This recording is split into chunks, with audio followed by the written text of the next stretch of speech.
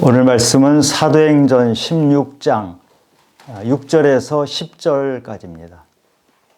성령이 아시아에서 말씀을 전하지 못하게 하시고는 그들이 부르기아와 갈라디아 땅으로 다녀가 무시 앞에 이르러 비두니아로 가고자 애쓰되 예수의 영이 허락하지 아니하시는지라.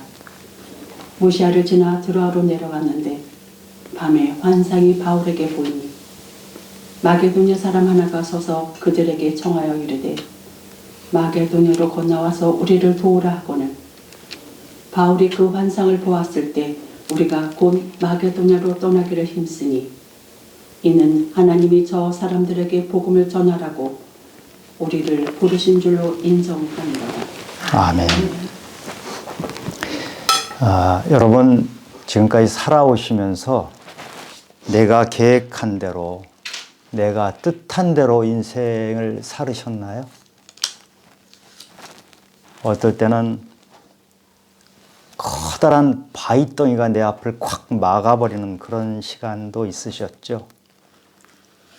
성경에 나오는 인물들 중에 자기 생각대로 순탄하게 살아간 사람은 없는 것 같아요.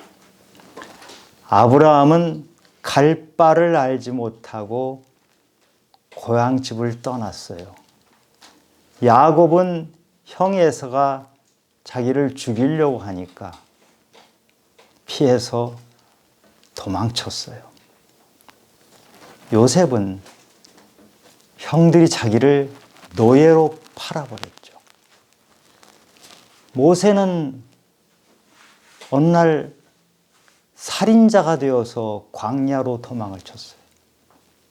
다윗은 10년 동안이나 사울 왕에 쫓기면서 인생을 살았어요. 신약에 보면 베드로, 바울 마찬가지예요. 다윗은 시편 23편에서 이렇게 말합니다. 내가 사망의 음침한 골짜기를 다닐지라도 해를 두려워하지 않는 것은 주께서 나와 함께 하심이라. 주의 지팡이와 막대기가 나를 하시나이다. 죽음의 길목을 계속 다니는데 하나님이 함께 하시면서 주께서 지팡이와 막대기로 나를 안전하게 인도하시고 나를 안전한 곳으로 가게 내 인생을 이끄셨다. 이 고백이거든요. 양치는 목동이 양이 골짜기로 빠져가려고 그러면은 양을 막대기로 때려서 그리 못 가게 안전한 곳으로 몰고 가는 것. 그것처럼 다윗의 인생을 하나님께서 지팡이와 막대기로 인도하셨다. 이 고백입니다. 저도 살면서 이런 어려움에 처한 적이 몇 번 있었어요. 나는 최선을 다했어요. 나는 잘못이 하나도 없어요. 누구도 저한테 뭐라고 할 사람이 없을 정도로 했는데 갑자기 저에게 길이 막혀버린 때가 있어요. 너무나 어처구니가 없는 그런 일을 당한 적이 있죠. 저는 하나님께 물어봤어요. 하나님, 도대체 왜 이렇게 길을 막으십니까? 이유가 뭡니까? 저는 암만 제가 생각을 해봐도 이유를 알 수가 없어요. 하나님께 기도를 했는데 하나님은 침묵하시더군요. 그런데 저보다 영적으로 뛰어난 아내에게 답을 주셨어요. 보호다. 그 한 단어, 보호란 단어로 아내에게 응답을 주셨어요. 저는 아내에게 그 얘기를 듣고 아니 여보 길을 꽁꽁 막아 놓으시고 그게 무슨 보호야. 나는 도대체 이해가 되지 않아. 그랬는데 시간이 한참 지나서 되돌아보니까 분명 그것은 하나님의 보호하심이 맞았어요. 만약에 그때 저희 길을 막지 않으셨으면 저는 아마 굉장히 잘 나갔을 거예요. 근데 그 잘 나가는 그 길이 앞에 가시덤불이 있고 그 앞에 덫이 있고 한다는 것을 제가 인생을 살아보니까 깨닫게 되더라고요. 저를 그렇게 막으셨기 때문에 저는 아마 생각지도 않게 이 자리에서 이렇게 말씀을 전하고 있는지도 모르겠어요. 오늘 본문 말씀은 사도 바울의 길을 막으시고 새 길을 여신 하나님이 어떻게 하셨는지, 또 바울은 어떻게 했는지 그 이야기입니다. 사도 바울은 아시아로 복음을 전하러 갔어요. 그런데 하나님께서는 사도 바울의 발걸음을 바다 건너 유럽을 향하도록 하셨어요. 이 사건으로 인해서 복음이 유럽에 퍼지게 되고 유럽이 기독교의 중심지가 되어버렸죠. 그 이후 2000년 동안 세계 기독교는 유럽이 중심자가 되었고 세계 문명을 유럽이 이끄는 세계 문명사적인 역사적인 사건이 바로 오늘의 사건입니다. 하나님께서는 사도 바울이 가는 길을 2번이나 막으십니다. 6절에 보니까 성령이 아시아에서 말씀을 전하지 못하게 하시거늘 그들이 부르기아와 갈라디아 땅으로 다녀가. 성령이 말씀을 못하게 막으셨어요. 7절에 보니까 또 막으시는데 무시아 앞에 이르러 비두니아로 가고자 했으되 예수의 영이 허락하지 아니하시는지라. 지금 사도 바울은 2차 세계 전도 여행 중입니다. 그 목적은 1차 여행을 했던 곳, 거기에서 여러 교회를 개척을 했는데 그 개척한 교회마다 찾아다니면서 복음을 다시 확인시켜주고 얼마나 그 사람들이 믿음 생활을 잘 하고 있는지 확인하기 위해서 그 2차 전도 여행을 계획했던 것이죠. 그런데 지금 2차 전도 여행을 하면서 간 곳이 루스드라. 루스드라는 1차 전도 여행 때 바울이 돌에 맞아서 죽을 뻔했던 곳이죠. 그런데 이번에 루스드라에 갔는데 디모데라는 훌륭한 동역자, 아들 같은 사람을 만나는 놀라운 일이 있었어요. 그래서 계속 지난번 갔던 교회들 다시 한번 찾아가려고 하는데 성령께서 말씀을 전하지 못하게 하셔요. 사도 바울은 말씀을 전하는 설교자예요.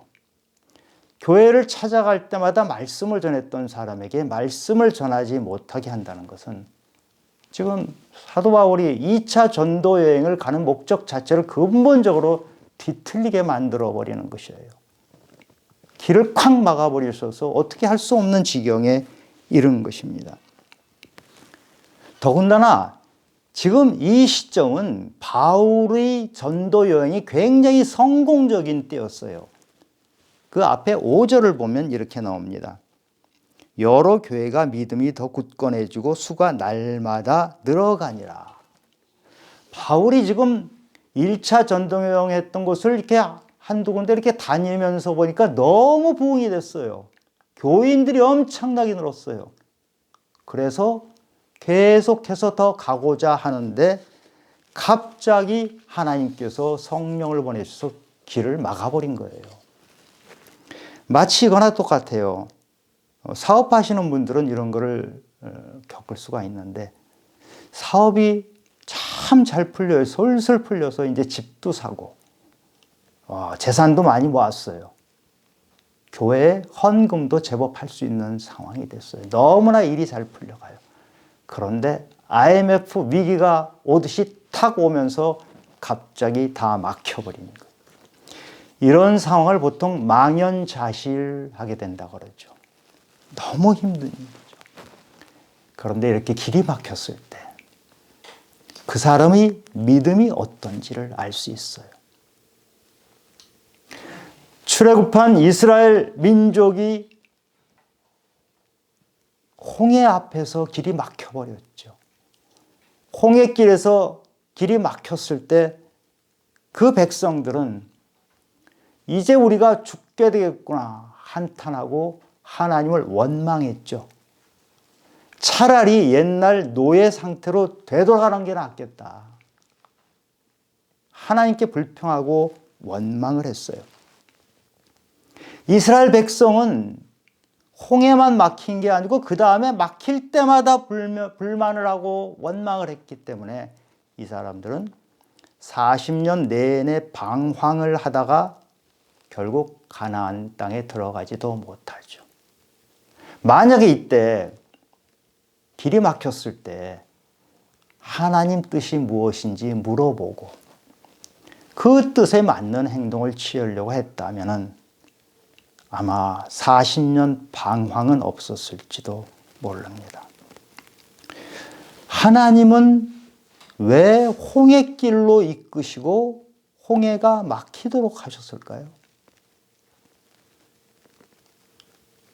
애굽에서 탈출한 이스라엘 백성들이 가는 가장 빠른 길은 홍해길이 아니에요. 홍해길은 밑으로 한참 내려오는 길인데 하나님은 굳이 거기로 인도하셔서 홍해를 앞에 가로막히도록 하신 이해할 수 없는 길로 이끄신 거예요. 그런데 그 길은 하나님의 보호하심이에요. 홍해를 하나님이 갈라주시고 이스라엘 백성이 홍해를 건넌 다음에 애굽의 군사들은 홍해 바다에서 몰살을 당해버립니다. 더 이상 애굽 군대는 이스라엘 백성들을 추격해 올 수 없는 상황이 되어버렸어요.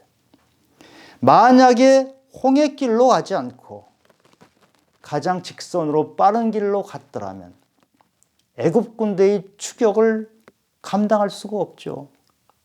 모두 포로가 됐든지 백성들이 모두 죽었다든지 그런 결과가 일어났을 거예요. 애굽의 길은 빙빙 도는 길이었고 애굽은 길을 막아버린 것 같지만 하나님께서 그 길을 이끄신 것은 이스라엘 백성을 보호하기 위한 것이었어요. 그런데 하나님의 뜻을 알지 못한 이들은 원망하고 불평하고 차라리 노예 생활을 하는 게 낫겠다 이렇게 했었죠. 지금 바울은 그들과 달라요. 깨어있는 사람이었어요. 길이 막혔을 때 바울은 성령께서 막으셨구나 하는 것을 깨달았어요. 성령은 선하신 분이다. 성령은 나에게 좋은 것을 해줄 것이다. 이 깨달음을 가지고 막혔을 때 바울은 어떻게 해야 될지 하나님의 뜻을 구한 것이에요. 사람들은 보통 자기 계획대로 되는 것을 성공했다고 하죠. 그런데 그것은 착각이에요. 우리 인간이 가지고 있는 지식은 많이 부족해요. 내 앞에 놓여 있는 많은 선택지 중에서 선택할 수 있는 것이 많이 있는데 그 중에서 내가 알고 있는 것은 몇 개 되지 않아요. 몇 개 되지 않는 것 중에 내가 하나를 취한 것을 성공했다고 해요. 그런데 우리가 모르는 선택지가 많이 있는데 하나님은 거기까지도 아시는 분이에요. 하나님이 우리를 막으실 때는 더 좋은 선택지, 네가 알지 못하는 선택지로 너를 이끌 것이다. 그렇게 인도하시는 것이거든요. 그래서 우리의 진정한 성공은 내 계획대로 되는 것이 아니라 하나님의 인도하심을 따르는 것이에요. 바울처럼 민감한 사람은 길이 막혔을 때 이거 하나님이 막으시는구나 깨닫고 하나님의 뜻을 물어봐요. 바울은 그런 경험을 벌써 했잖아요. 다메섹을 갈 때 갑자기 눈이 멀었어요. 인생이 다 망가졌어요. 여러분 인생이 막혀도 이렇게 막힐 수가 있습니까?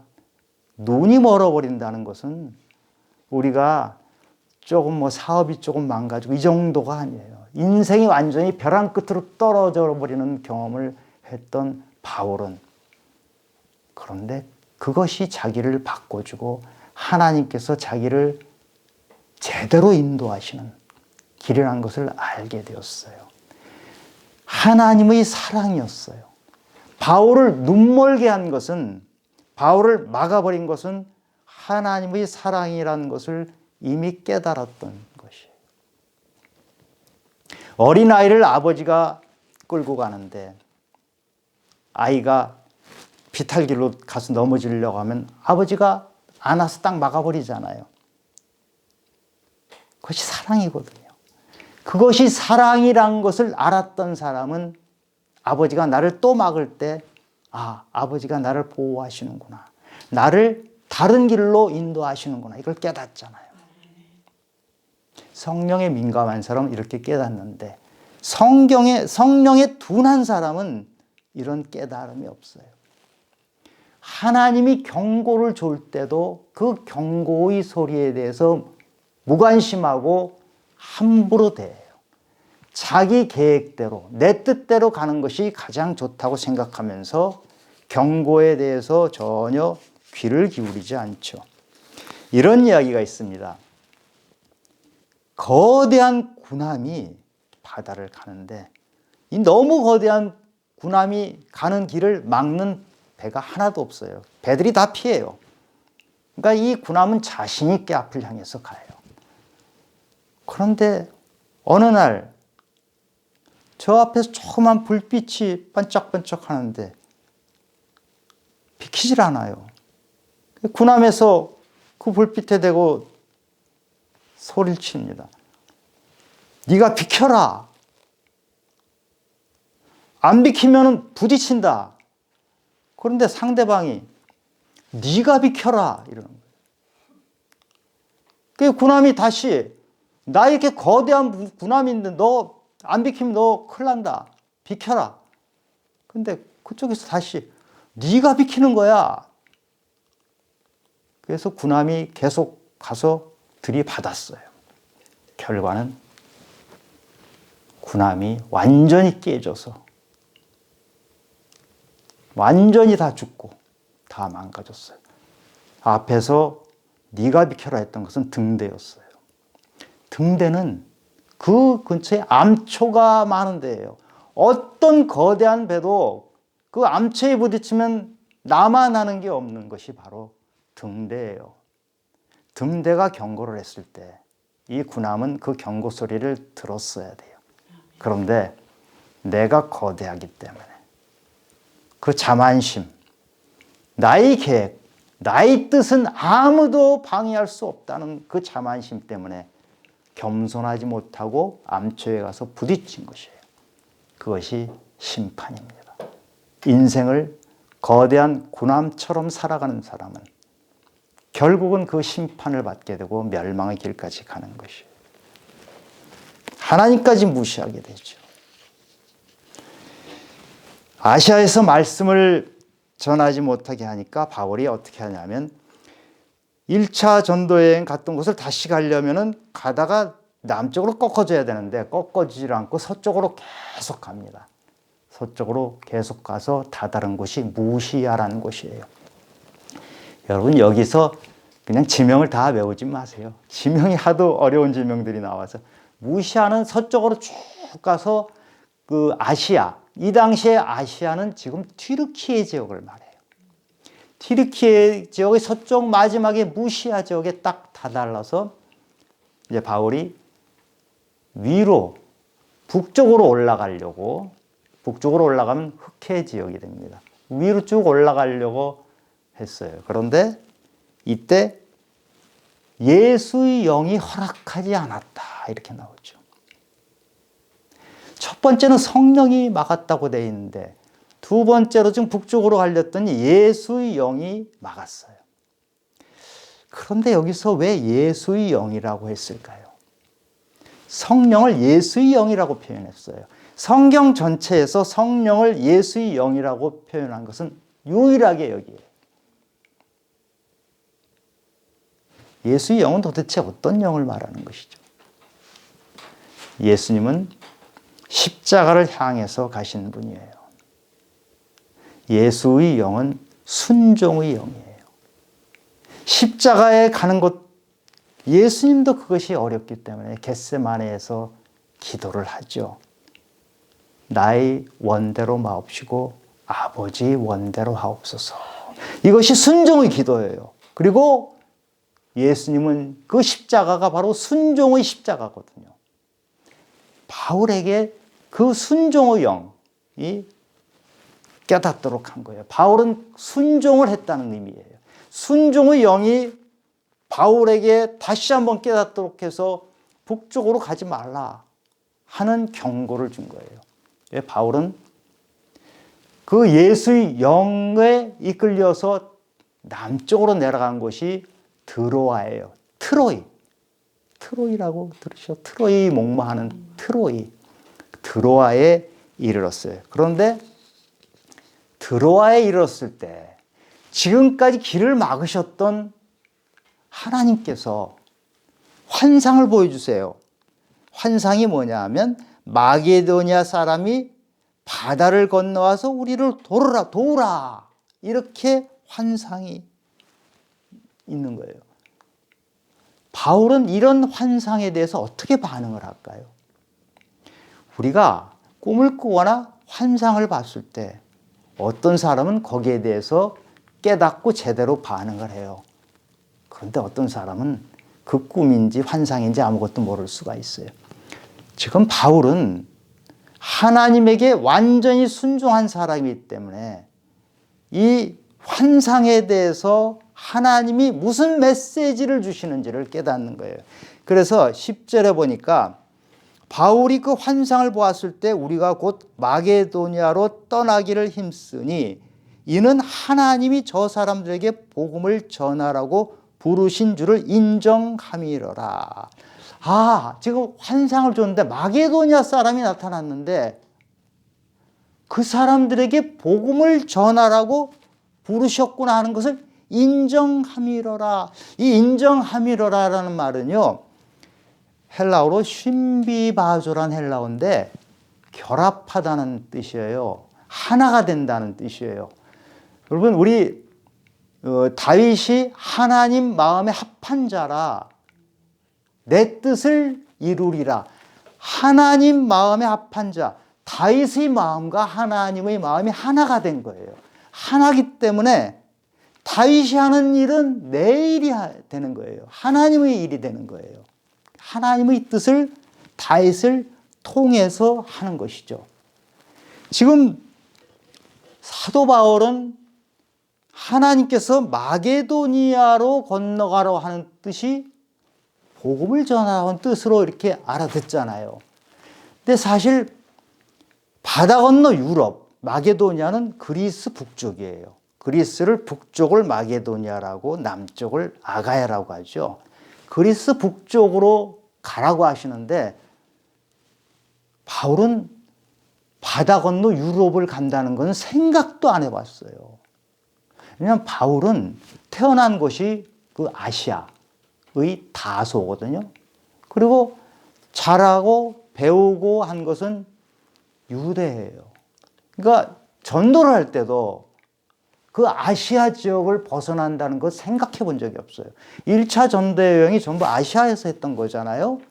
원래 개혁이 2차도 그 아시아를 가는 것이 바울의 생각이었어요. 그러니까 바울의 머릿속 개념에는 유럽을 간다는 개념 자체가 아예 없었어요. 자기는 아시아 전도를 하겠다는 걸로 그것이 끝이었어요.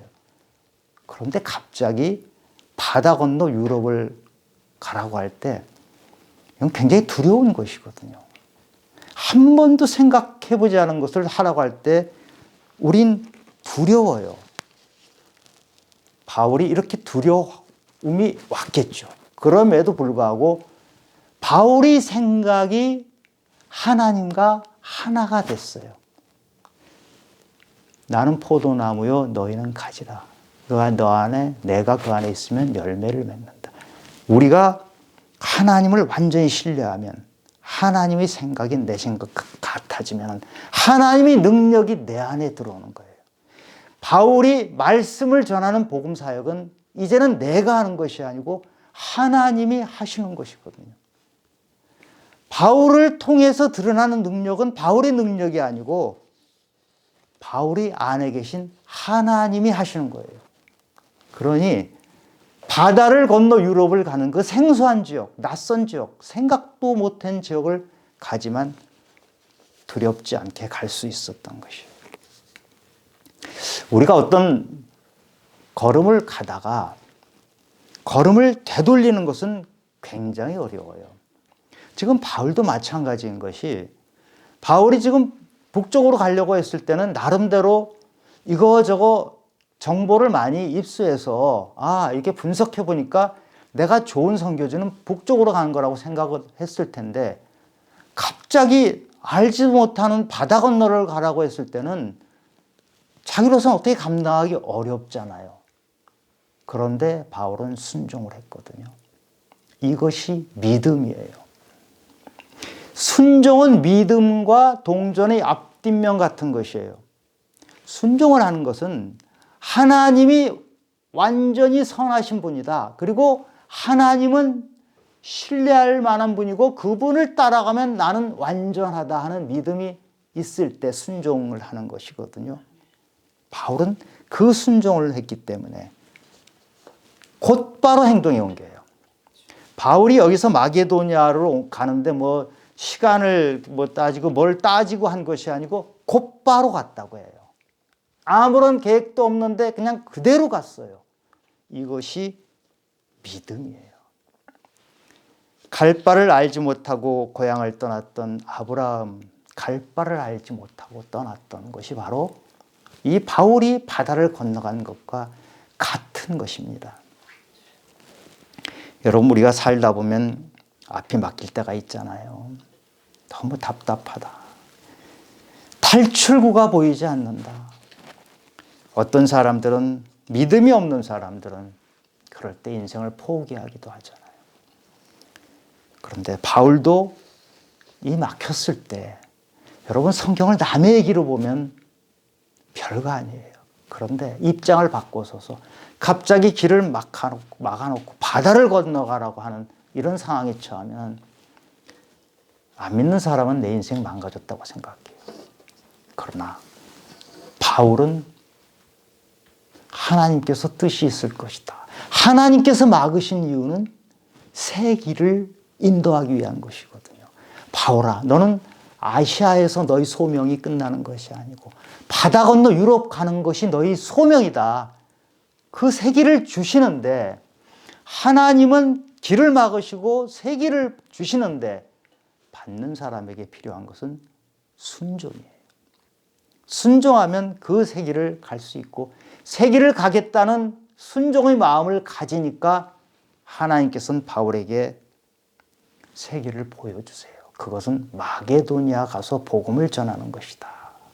이것이 바울이 마게도니아로 가게 된 이 역사적인 사건을 이룩한 것이요.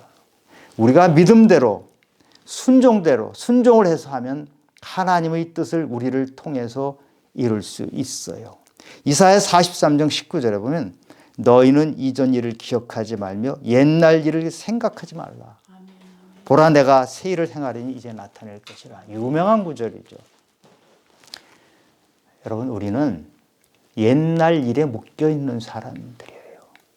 안 그런 것 같아도요. 우리 인간은 옛날 일, 옛날 기억, 나의 옛날 모습에 다 묶여 있어요. 그것을 벗어나지 못해요. 철로 레일이 깔려 있잖아요. 기차는 매번 똑같은 그 레일 위를 달려요. 우리는 우리가 만들어 놓은 레일 위를 매일 다니는 사람이에요. 내가 가지고 있는 틀, 내가 가지고 있는 생각에서 벗어나지 못하는 부족한 것이 인간이에요. 우리가 어떤 새로운 계획을 짜잖아요. 저는 그런 생활을 많이 해봤죠. 계획을 짜요. 뭐를 가지고 계획을 짜는지 아세요? 그동안 있는 자료 가지고 그 옛날 경험, 옛날 지식 가지고 새로운 계획을 짜요. 말은 새로운 계획이지만 그 안에 들어간 재료는 전부 옛날 거거든요. 그러니 우리는 새로운 것을 만들어낼 능력이 없는 것이 인간이에요. 그래서 하나님께서는 강권적으로 길을 막으시는 거예요. 이 길을 막는 의미가 무엇인지를 우리가 알아야 돼요. 네가 네 머리 써서 네 계획으로 가는 것은 한계가 뻔하다. 네가 만들었던 그 레일 위를 가는 것에 불과한데 이제는 거기서 벗어나라. 그런데 인간은 못 벗어나니까 하나님이 강권적으로 막아버리시는 거예요. 그러니 하나님께서 이렇게 막으셨을 때 원망하고 두려워할 일이 아니고 하나님께 뜻을 물어야 돼요. 하나님, 길을 막으셨는데 저한테 어떤 길을 주려고 하십니까? 우리의 구원은 예수님의 순종, 십자가 순종을 통해서 이루어졌잖아요. 우리가 하나님께 순종할 때 우리를 통해서 하나님이 뜻을 이루세요. 멋있잖아요. 우리 순종을 통해서 창조주, 전능하신 하나님의 뜻을 이룬단 말이에요. 욥이 이렇게 고백을 합니다. 내가 가는 길을 그가 아시나니 그가 나를 연단하신 후에 내가 정금같이 되어 나오리라. 하나님께서는 나의 길을 아시는 분이에요. 우리는 내 거를 다 아는 것 같지만 매번 똑같은 철로 위를 가는 것이 우리 인생인데 하나님께서는 나에게 네가 한 번도 경험해보지 않았고 한 번도 가보지 않은 그 길로 너를 안내하마. 이래서 막대기로 몰아가실 때가 바로 막혀 있을 때인 거예요. 그때 하나님께서 나에게 주신 뜻을 분명히 안다면 우리는 새로운 인생길을 가는 것이죠. 기대되지 않습니까? 인생이 막혀 있을 때가 바로 우리에게 기대가 되는 시간이란 거예요. 위기라는 말이 있죠. 위기. 위기라는 것은 위험과 기회가 섞여 있는 말이에요. 우리가 위기에 처했다는 것은 위험에서 새로운 기회를 찾는다는 말이거든요. 우리 오늘 바울이 가는 길이 막혔는데 그 막혔을 때 하나님께서 새 길을 열어주신 것처럼 우리 인생이 막혔을 때 하나님이 뜻이 내 안에서 이루어져서 내가 생각지도 않았던 새 길을 향해서 가는 우리 귀한 성도님들이 되시기를 예수 그리스도 이름으로 축원합니다. 아멘. 아멘. 하나님, 인생길이 막혔을 때는 너무 답답하고 힘이 듭니다. 때로는 하나님께 원망도 합니다. 그러나 저희들에게 믿음을 주셔서 주님께서 막히시는 그 뜻을 알게 되면 저는 주님과 함께 마음이 합해져서 주님께서 원하시는 길로 갈 수 있습니다. 하나님 저희를 그렇게 인도해 주시옵소서. 모든 말씀 예수님 이름으로 기도드렸습니다. 아멘.